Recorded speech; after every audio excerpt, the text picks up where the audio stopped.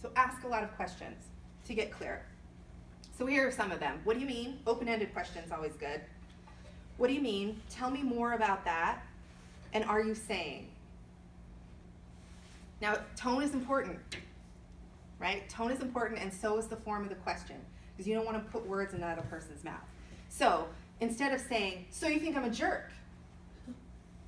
Well, you're not going to get very far, probably. But you can move forward with a series of questions by saying, okay, so I heard you say that you don't think that I respect you. Is that right? All right, so, and you feel that way because this thing happened. Or you feel that way because why? And can you give me an example of a time that happened? But you can see where your inflection is going to be really important here. Because you don't want to have the, oh yeah, tell me about a time. Because that is not an opening to someone to say what they really think or how they felt about what happened. All right. Next, you need to listen. You need to listen to what they say. And the key to listening to what someone says is to put your story away. Remember, this is not about you. You are doing some investigation. It's such an icky word in my mind, but it is an investigation, an exploration of what is going on with this person so that I can help them solve this problem. Now, I might be part of the problem or it might be something else, but you've got to be able to listen without making all kinds of assumptions, which means you have to shut down your fight or flight response that wants to control what this person says, that wants to anticipate what they're going to say, that wants things to go a certain way, that makes you look a certain way. You have to let go of all of those things and just listen to what they have to say. If you don't listen, you can't ask questions because you're too busy making up what your response is. Again, with the Harvard Business Review, they say that genuine respect and vulnerability typically produce more of the same, mutual respect and shared vulnerability. Does that seem plausible to you? Maybe? We're always afraid to let the armor down and to say what we think and how we really feel, even so much as saying, I really don't want to have this conversation with you, and if it weren't my job, I wouldn't do it. But it is. Or, this really hurts my feelings. It hurt my feelings that you did this. No one wants to say those things because it's scary and it shows how you really feel about something. But when you do, people almost always respond in kind.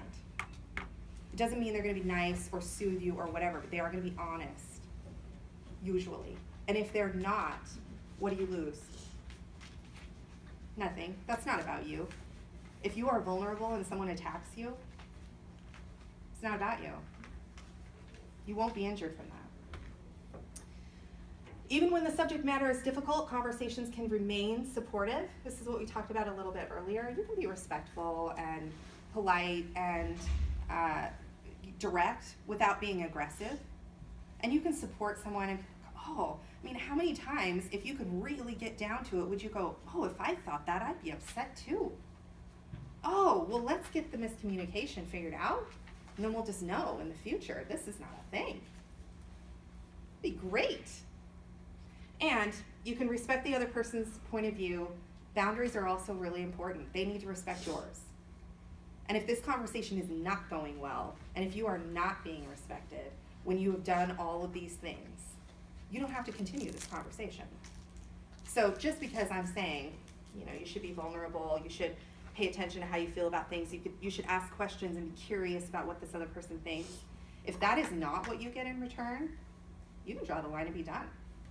It's also really helpful information. It gives you a lot more than you would have had otherwise.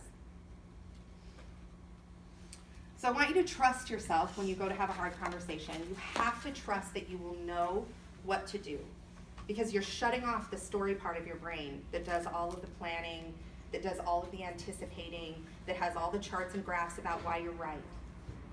You're going to leave those behind, which means your head is got to be clear, and when you do that, you get scared that you're not going to know what to say or do. But you do. You will know what to do. And you only have to know the very next right thing to do. Any Glennon Doyle fans will recognize that statement, but you only have to know the next right thing. So a situation comes up, you know what the very next thing is to do. You might not know the next 5 steps, but you'll know the next one. And if for some reason you don't know what to do, here's some options. You can wait, because a lot of times you'll get a whole lot more input if you just wait quietly for a minute. If you don't know what to do, if you need time to think for a second, you can take that. You can ask more questions to get clear.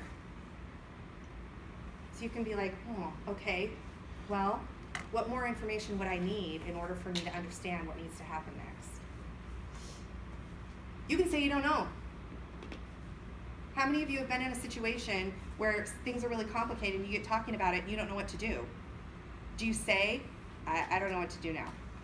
So we have this here and now I don't know what to do. Is that the worst thing that could happen? No, because at least those things are out on the table and you're both in agreement. Yeah, we don't know what to do. This is an issue, but we don't know what to do. And you can figure it out together, what needs to happen. You can take time away and figure out what needs to happen. Maybe you need to take a break and reconvene at a later time when you've had a chance to kind of process through some things. That's okay. There's nothing wrong with that. And most importantly, remember to breathe. Anybody else in here been holding their breath this whole time? Scary, right? To put yourself in that position, even just to think about it. But again, that's the fight or flight response. Your body doesn't know that we're not having this conversation right now. We're just talking about having a conversation. Does anyone think it's hot in here? Anybody, otherwise uncomfortable? It's the same thing. And then finally, the next steps. What are the next steps? It's always nice to know what the next steps are going to be. So if today's your last day and we've had that whole conversation, I might say, all right, so what's going to happen now is I'm going to walk you out to your desk. You're going to gather up your things. You don't have to talk to anybody if you don't want to. I'll answer all the questions, and then I'll walk you out. Then I'm going to follow up with you in a day or two. And we'll take care of this paperwork. We'll do whatever. Good? Any questions? Anything you want to say before we leave? How nice would it be that when you leave the conversation, because they're so awkward anyway, to know, okay, we agree that this is the next thing that's going to happen. So always know